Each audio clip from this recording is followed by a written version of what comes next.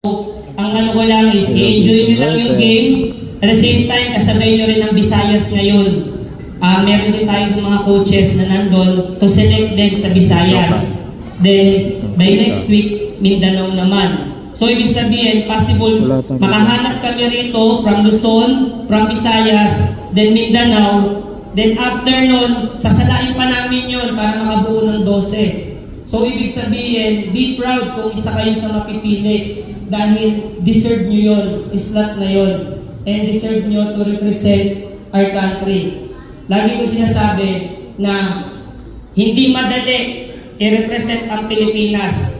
Masarap lang siya tignan, maganda siya tignan kasi nakakapunta kayo abroad, libre, ganito, ganyan. Pero ang totoo, grabe yung sakripisyo, grabe yung hirap.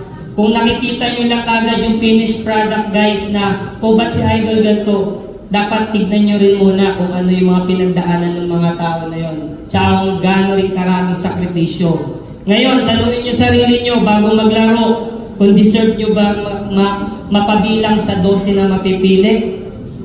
Okay? So, wala nang replay. Kasi kung 18 or 19 kayo next year, kung meron na namang under 19, di nyo na mababalik yung kung ano kayo ng age nyo na yon.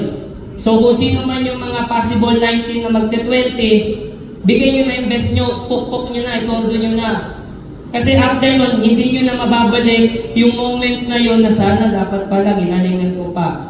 Mahirap magsisi guys. So, ang takraw talagang kailangan ibigay natin yung best natin. Kasi kagaya namin, kami, ang dami rin namin sinakripisyo para marating din ito. Kumbaga, kayo rin, sinishare na namin sa inyo kung ano yung mga dapat gawin, kayo na lang talaga yung gagawa. Sobrang very